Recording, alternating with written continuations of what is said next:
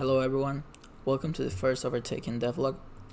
Overtaken is a first-person shooter horror game inspired on Resident Evil, mainly Resident Evil 7 and 8 Village. The idea behind it is to make a immersive horror experience, survival horror experience, that will get you drawn to the atmosphere and really make you afraid, basically.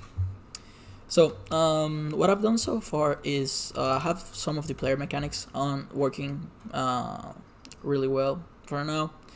As I'm saying, as you can see, it's really basic.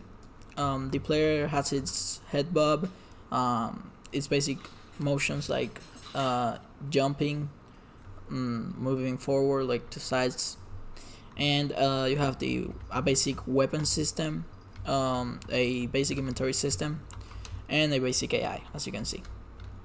Also, you have a footstep system, but let me quickly place this as I forgot to do it before the devlog. Basically, the way the footstep system works is you have a model with a surface ID that you can see here and the surface name. This will refer to the player surface index, which will go through the surfaces, and if it finds any surface with the matching name, it will play the sounds that are in that surface data. So let me show you everything quickly. Here you can see, here this has no surface ID, and here it does place the sound because it has a surface ID. Now let's grab the gun, and you can see it appears here. I can hit use, and we'll use him. I can put it away. That's a bug I still have to fix, but so far it's working pretty good. And the weapon takes the ammo from the inventory. Right now it has 1,000 because I had it like that in order to test all the mechanics. I will quickly put it back to the default value that is supposed to be. Let me quickly look for the inventory data. Test pistol. Starting ammo, let's put 4. So now here you can see, you go pick up the gun, you have it here, same with the ammo. You can see the starting ammo is 4 and you got this 7 from the mag. Your max ammo is 12, so if I reload I will be left with 0 here and 11. And as you can see, played a sound which is not the final reload sound, but it's just what I've gotten for now, as all the assets will be done by me, but that will require a lot of time, and I will be making them through the devlogs and be showing them. Some of the assets I will pay some artists to do them, as I am a decent 3D modeler, but I'm not the greatest of all. So the game will finally be in HDRP, the high definition render pipeline, which makes amazing graphics in Unity. But the thing is that right now I'm prototyping everything. I'm making sure like everything works, and after I make sure everything is working code wise, I will put it into HDRP, and from there I will keep developing. But for now I want to get the foundation laid. So as you can see, you got aiming, you got like shooting. You can see it has like full animation support. You have your running animation, and here is your basic enemy. As I say, it's basic because, for example, you see he's following you. Let's just get away from him, and he'll just stop following you. Well, it has a bug that it keeps coming forward, but I will fix that for the next devlog. But here, this is your health and this is your stamina. So you see, you got attacked by him. Sorry, my dog started barking. So as you can see here, nothing will happen when the health goes down to 0, but I will take care of that later on. And you can see you shoot the zombie and he dies and goes into ragdoll mode. I'm planning on implementing a critical hit mechanic for the head, like Resident Evil 2 remake, that if you hit the head you have a chance that it will land a critical hit and insta kill the zombie, but I haven't done it yet. Now I will quickly show you how I've done everything so far.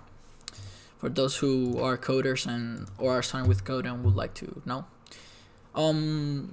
For the player, basically, I took 4 colliders, one for the front, back, left, and right, and you can see them here, which are collision detection colliders. That's a script that I created, and basically, if that comes into contact with any other object, so on a trigger enter, when these objects are triggered, as you will see, they are triggered.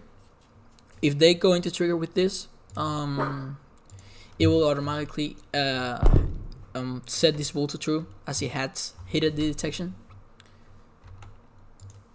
You see, it sets it true. Now, if I leave it, it sets it back to false. So if this is set to true, you cannot walk forward, but you can walk to the sides or backwards. And same for this ones, you see, but you can still walk the other ways. Now, the way I did the surface IDs was I created a scriptable object